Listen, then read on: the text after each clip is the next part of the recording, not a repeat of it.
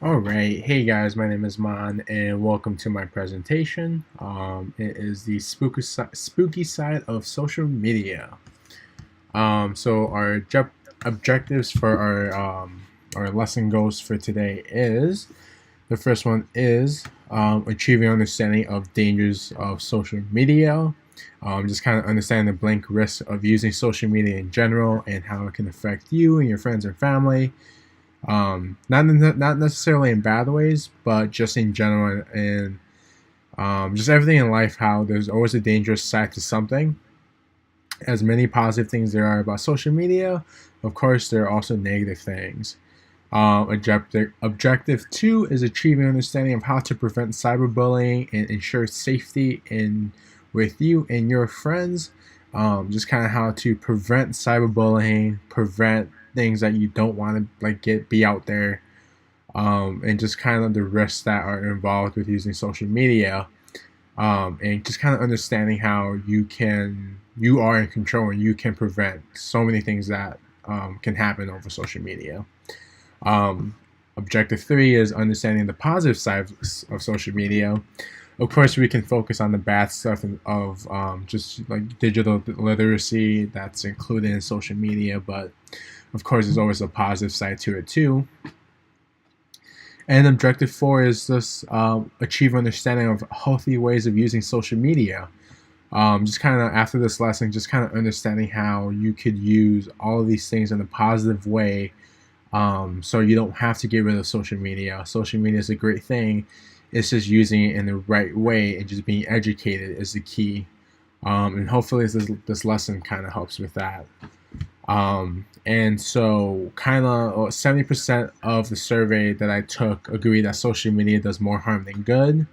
And social media can be good if used correctly. I think the problem is we aren't educated enough, and we're not educating the younger generation how to use social media correctly, which can prevail a lot of issues in the future.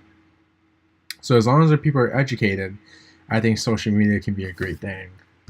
But before we start, let's just talk about the basis real quick. Is things like what is digital literacy? And taking a definition from Cornell University, it says the ability to find, evaluate, utilize, share, and create content using information technologies and the internet. Which basically means it's just being to comprehend different things about content, which could include like just your favorite YouTubers and like your favorite hobbies on how to like use airsoft guns, or how to like drive a car, or how to like make a cake, and just kind of using that to and acknowledging it and like using it as a utility, or like in social media, just sharing it to your friends and family. And social media is websites and applications that enables users to create and share content or to participate in social networking. Just so kind of just how you're able to connect and talk to other people over the internet. It's just the ease of access. We can all agree that social media is one of the largest things right now that like part of our lives. You really can't get away from it. So instead of trying to prevent people from using it, we're going to try and educate them on how to safely use it. But focusing on objective one is understanding the dangers of social media to you specifically. Lots of studies have shown that, especially in social media, you are exposing your life, like your personal life, to millions and millions of people, giving them access. Like Instagram, there are billions of pictures on Instagram, and everyone from every part of the country can see it when you use a hashtag. And as great as that is to kind of let your voice out, it can give you a lot of issues when it comes to just thinking that only your 20 followers are going to see it. In reality, so much more people are going to see it that you might not want to, because you don't know who they are. So psychologically, it can cause a lot of just self doubt, negative images of you, just because you're comparing yourself to other people. On social media, people are constantly posting their highlights of their lives, never the bad things.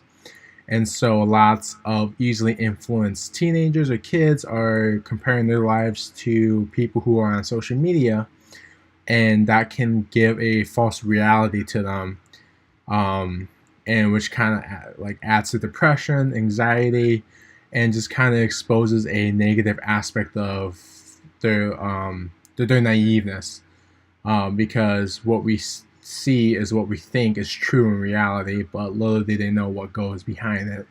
No one's posting the bad parts of their lives on social media like Instagram and Twitter.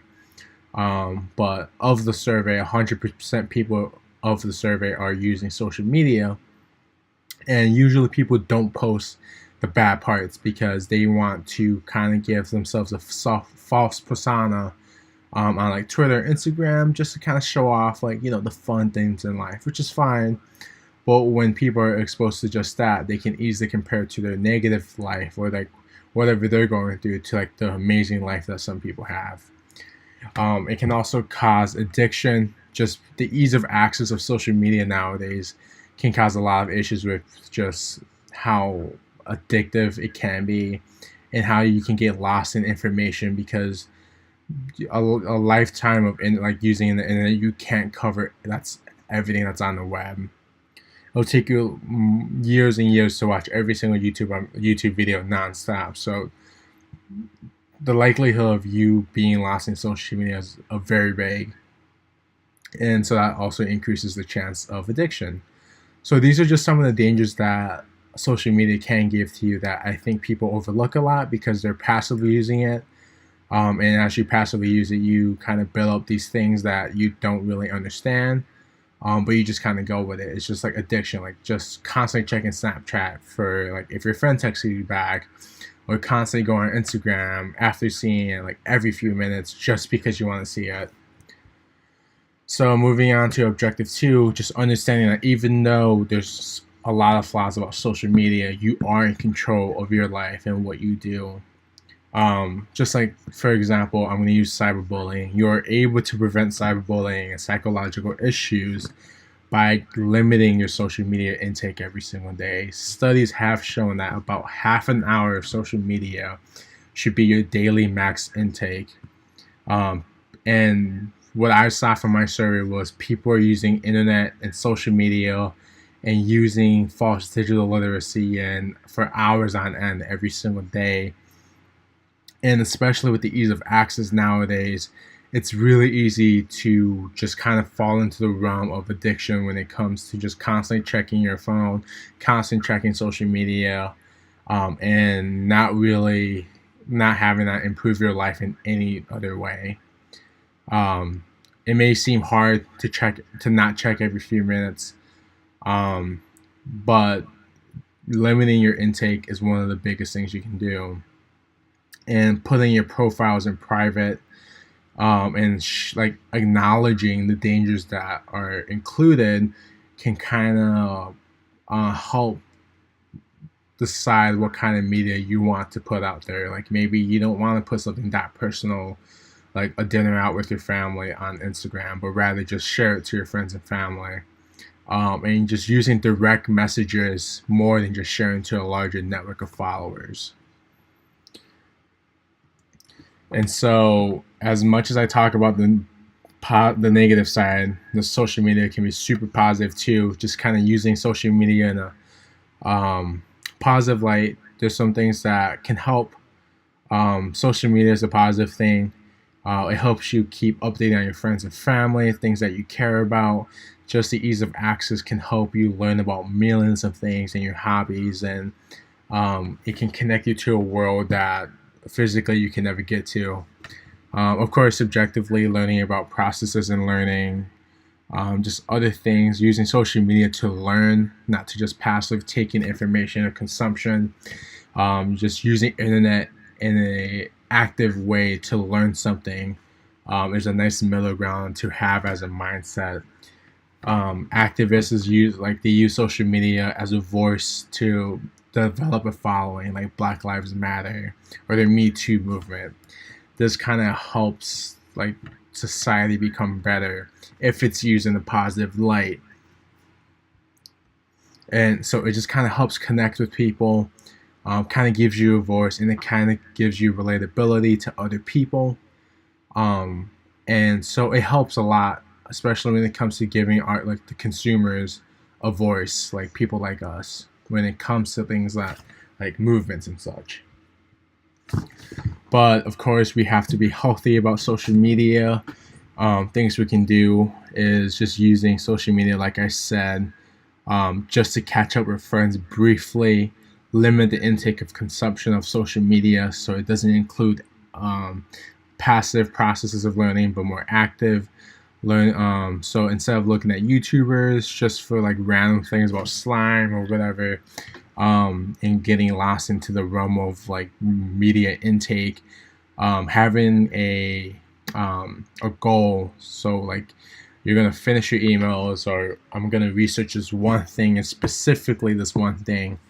And you can use like extensions on Google Chrome, like WebRTC, to prevent you from using certain parts. So if you're working towards having that willpower to not use different social media things, you can use different tools like WebRTC to prevent you from different websites as you're like doing homework or you're researching or whatever.